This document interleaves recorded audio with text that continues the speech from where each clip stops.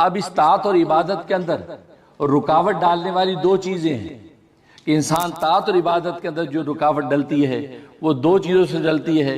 وہ دو ایسی چیزیں ہیں کہ جس کو خود اللہ تبارک و تعالی نے ذکر فرمایا کہ یہ دو چیزیں ایسی ہیں جو انسان کو غفلت میں ایسا ڈالتی ہیں کہ اللہ تبارک و تعالی کی طاعت سے غافل ہو جاتا ہے، یہاں تک کہ وہ اللہ تبارک و تعالی کو ایسا بھولتا ہے کہ حتیٰ کہ اللہ تبارک و تعالی بھی اس کو بھلا دیتے ہیں. جب اللہ تبارک و تعالی بھلا دیتے ہیں تو پھر اس کے لیے یاد دہانی کی اب کوئی گنجائش نہیں رہتی. اور وہ دو چیزیں کیا ہیں؟ قرآن کریم نے کہا کہ ایک مال اور دوسرے اولاد. مال اور اولاد دو ایسی چیزیں ہیں یہ اللہ تبارک و تعالی کی طاعت و عبادت سے بندے کو غافل کرتی ہیں. مال بھی بندے کو طاعت اور عبادت سے غافل کرتا ہے. انسان مال و دولت کی چھنکار کے اندر ایسا غافل ہوتا ہے، ایسا جو اس کھانے اور کمانے میں لگا رہتا ہے کہ وہ مال عطا کرنے والے منعم کو بھول جاتا ہے. دوسرا اولاد، اس اولاد کی محبت میں ایسا جو سرشار رہتا ہے، اس اولاد کے منشا کو پورا کرنے، اس کی اچھی اور بہتری زندگی کی طرف سوچنے میں ایسا منہمک رہتا ہے کہ یہ بھول ہی جاتا ہے کہ جس رب کریم نے یہ اولاد کی نعمت عطا کی ہے اس کا بھی تو مجھے شکر کرنا ہے. اس لیے قرآن کریم میں اللہ تبارک و تعالی نے شکایت کی، یا ایھا الذین آمنوا، اے ایمان والو، لا تلھکم اموالکم ولا اولادکم عن ذکر اللہ، کہ تمہارے مال اور تمہاری اولاد اللہ کی یاد سے تمہیں غافل نہ کرے. یہ بہت بڑا انعام ہے جو میں نے تمہیں عطا کیا ہے. مال بہت بڑی خیر ہے جو میں نے تمہیں عطا کی ہے، لیکن یہ نہ ہو کہ یہ خیر تمہارے لیے شر بن جائے اور تمہیں اللہ کی یاد سے غافل کر دے.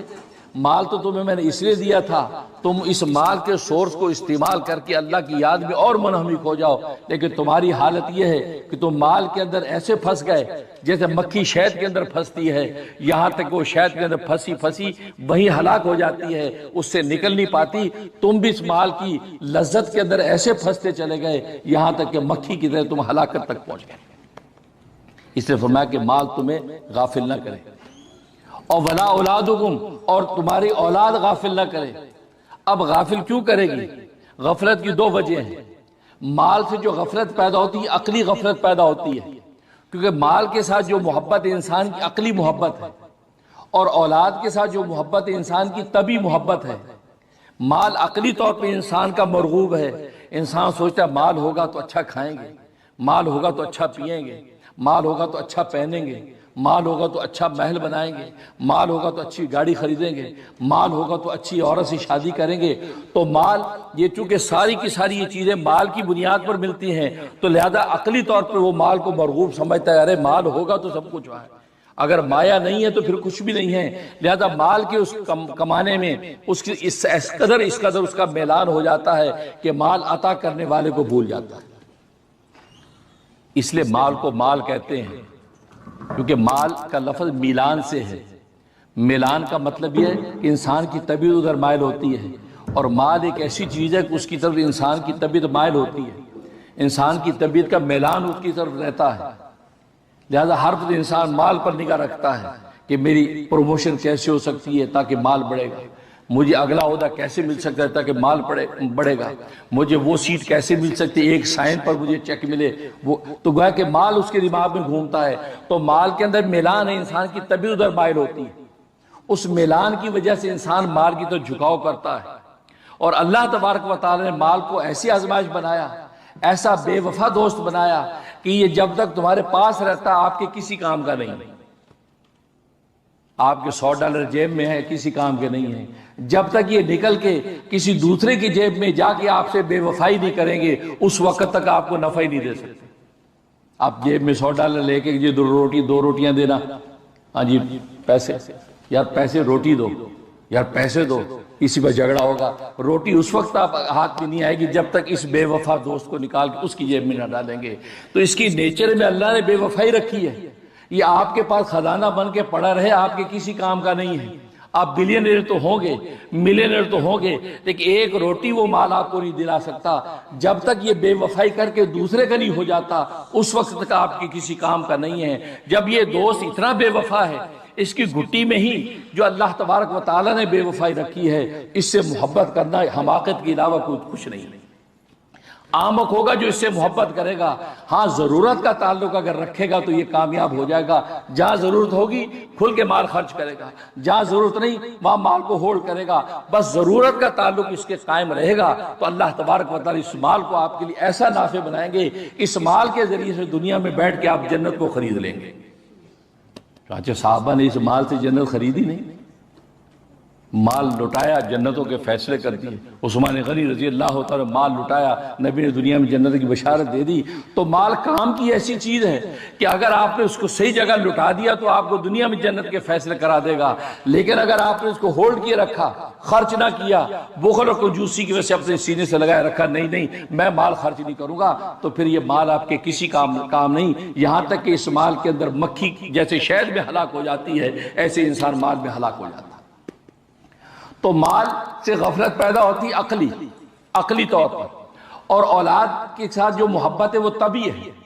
इंसान अकली तौर पर अपनी औलाद को जितना भी इबा करे कि नहीं नहीं ये औलाद गंदी है, ये नाफरमान है, मुझे उससे कोई ताल्लुक नहीं रखना, लेकिन अंदर का जो खूनी रिश्ता वो फिर औलाद की तरफ उसको मुतवज्जे करेगा।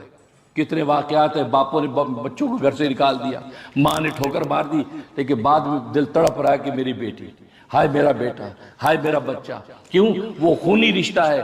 तो तभी मिलान जो औलाद के साथ है, ये तभी मिलान इंसान को गाफिल कर देता है। इंसान इतना उसकी तरफ मायल हो जाता है कि वो देखता ही नहीं कि तबीयत तो ये कहती है लेकिन शरीयत क्या कहती है।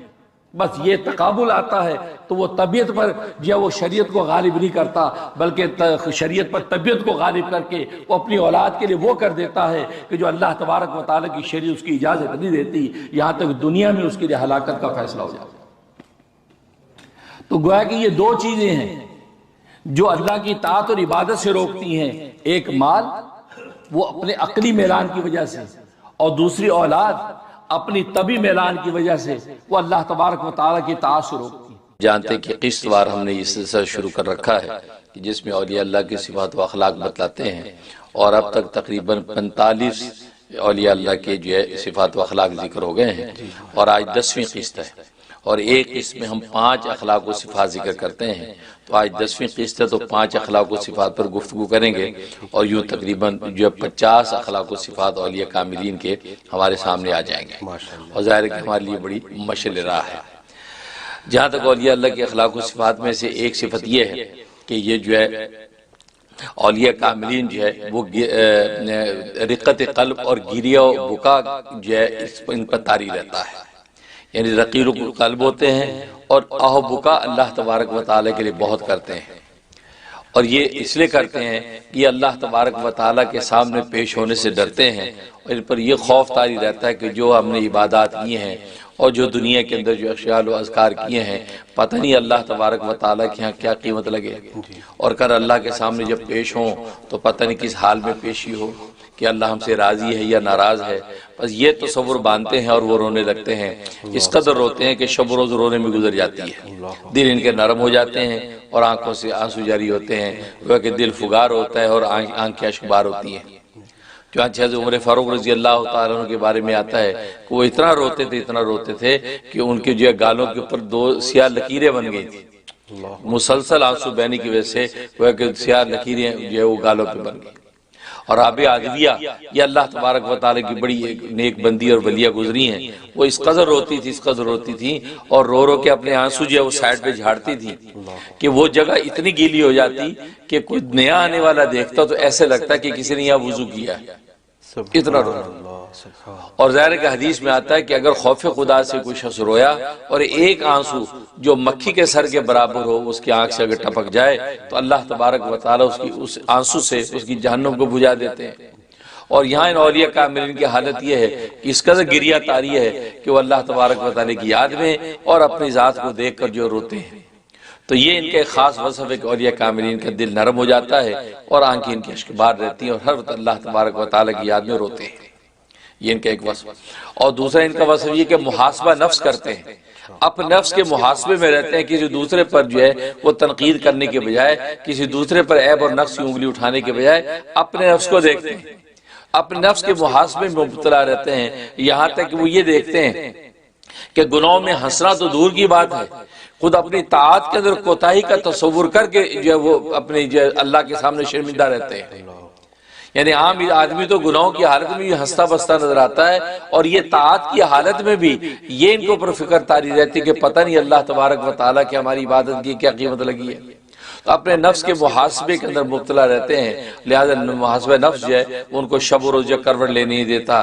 کوئی اقوال ہوں، افعال ہوں، احوال ہوں، اعمال ہوں، کسی بھی جو عمل و قول کے ظاہر کرنے سے پہلے اپنے نفس کا محاسبہ کرتے ہیں، اور اپنے نفس کو اس قابل نہیں پاتے کہ میں یہ بات کہوں، اس قابل نہیں پاتے کہ میں یہ قدم بڑھاؤں، بلکہ اپنے آپ کو کمتر سے کمتر سمجھتے چلے جاتے ہیں۔ لہٰذا اس محاسبہ نفس کے نتیجے میں وہ اسی فکر میں رہتے ہیں کہ کل کو اللہ تبارک و تعالیٰ کی پتہ نہیں کیا قیمت لگے گی، اور اپنے ایک ایک قول کی شب و روز جو ہے وہ اس کو پڑتال کرتے رہتے ہیں کہ یہ میں نے جو کام کیا اللہ اور اللہ کے رسول کے منشا کے مطابق تھا کہ نہیں۔ سونے سے پہلے اپنے پورے نفس کا محاسبہ کر کے سوتے ہیں تاکہ پتہ چلے کہ دن بھر کے اندر کیا کوتاہیاں ہوئیں، کیا غفلت ہوئیں، اور اللہ تبارک و تعالیٰ کے سامنے ہم کیا امید رکھیں۔ تو یہ محاسبہ نفس جو ہے یہ اس سے کبھی غافل نہیں ہوتے۔ اور تیسرا اس کے اندر یہ وصف یہ ہے کہ یہ طول عمل کو ترک کر دیتے ہیں، لمبی لمبی امیدیں نہیں باندھتے، یہاں تک کہ یہ اپنے ذاتی بڑے بڑے مکان نہیں بناتے، کیونکہ یہ سوچتے کہ ہمیں اگلے سانس کی بھی توقع نہیں ہے کہ اگلا سانس بھی آئے گا یا نہیں، یا جو سانس ہم نے اندر کھینچا تھا وہ سانس باہر نکلے گا یا نہیں۔ یعنی اس قدر یہ اپنی جو آخرت کا تصور باندھے رکھتے ہیں کہ وہ یہ کہتے ہیں کہ بس یہ کچا پکا گھر کوٹھا ہو جس پہ سر ڈھانپ لے انسان، اور خارجی جو انسان قدرتی آفات سے محفوظ رہے، اور بس اللہ تبارک و تعالیٰ کی بات میں لگا رہے۔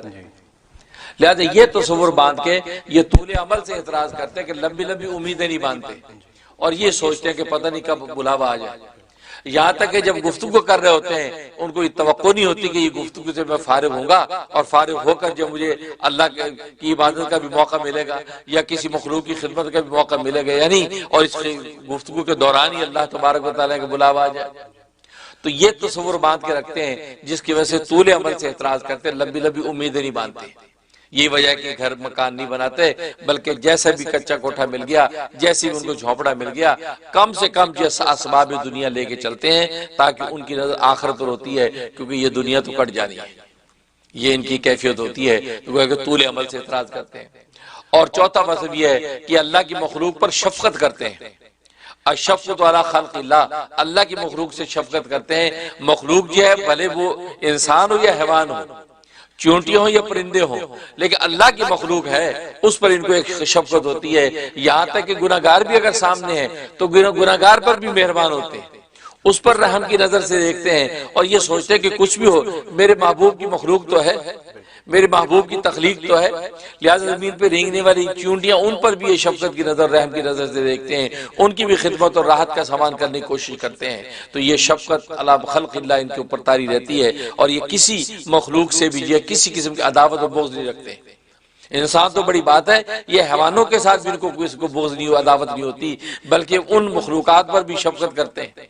کبھی اگر ان مخلوقات کو کسی قسم کی خدمت کی ضرورت ہے، کسی مصیبت میں وہ مبتلا ہے، تو فوراً ان کی مدد کو بھی پہنچتے ہیں، چاہے کہ انسان ہو اور انسان گناہگار بھلے ہو، یہ اس کی بھی خدمت کرنے کی کوشش کرتے ہیں، اور یہ سوچتے ہیں کہ جو کہ اللہ کی مخلوق ہے اس مخلوق کی خدمت کروں گا، ہو سکتا ہے یہ خدمت اللہ کے یہاں قبول ہو جائے تو وہاں میں سرخرو ہو جاؤں۔ تو یہ مخلوق پر شفقت کا یہ ہے کہ ایک شان ان کے اندر موجود ہوتی ہے۔ اور پانچواں وصف ان کے اندر یہ ہوتا ہے، یہ ترک جدال کرتے ہیں، لڑائی جھگڑے سے بچتے ہیں، یہ بحث مباحثہ مناظرہ نہیں کرتے ہیں۔ اگر ایک بات کہنی ہے وہ ایک نصیحت کے طور پر سامنے والے کو کہہ دی، اس میں بھی یہ تصور کرتے ہیں کہ یہ جو بات میں کہہ رہا ہوں یہ اس آواز میں میرے کان اس کے کانوں سے زیادہ قریب ہیں، کیونکہ میں زیادہ مستحق ہوں اس نصیحت کا جو میں دوسرے کو کر رہا ہوں، اور دوسرے کو اس نیت سے نصیحت کرتے ہیں کہ سبق کو سنا رہے ہیں، جیسے شاگرد استاد کو سبق سناتا ہے، حالانکہ اس کو پڑھاتا نہیں بلکہ سناتا ہے، بالکل ان کا تصور یہ ہوتا ہے کہ میں سامنے والے کو نصیحت سنا رہا ہوں اور حقیقت میں اپنا سبق یاد کر رہا ہوں۔ یعنی یہ سامنے والے کو کمتر نہیں سمجھتے، اور اگر سامنے والا وہ جدال اور جھگڑے کی کوشش کرے، جی یہ کہاں سے آپ نے کہہ دیا، یہ کیسے کہہ دیا، تو اس سے بحث نہیں کرتے، جی ٹھیک آپ نے بجا فرمایا، جو آپ کہہ رہے ہیں بہت اچھا، اپنا راستہ نہ آتا۔ جھگڑا نہیں کرتے، اس سے بحث مباحثہ نہیں کرتے، دلائل کی بحث نہیں کرتے. یہ ان صوفیہ کرام کا خاص وصف ہوتا ہے، ان اولیاء کاملین کی خاص شان ہوتی ہے کہ اس سے جھگڑا نہیں کرتے. یہاں تک کہ اگر کوئی شخص یہ کہتا ہے یار یہ کتب ابدال کا وجود کہاں سے آ گیا، یہ کون کتب ہوتے ہیں، کون ابدال ہوتے ہیں، یہ کہاں سے ثابت ہے، کہا جی ٹھیک ہے آپ جو کہتے ہیں جی بہت شکریہ، ہم تو نہیں مانتے، کہ جی ٹھیک بہت اچھا، آپ کی مرضی، میں نے جو کہنا تھا کہہ دیا. تو یہاں تک جو ہے یہ اپنے تصوف سلوک کے حوالے سے بحث و مباحثے کے اندر نہیں پڑتے، بلکہ سامنے والے کو نصیحت کر کے اپنا راستہ ناپتے ہیں اور اس کے ساتھ الجھتے نہیں. تو ترک جدال کرنا، جھگڑے سے بچنا، یہ ان کا خاص وصف ہوتا ہے.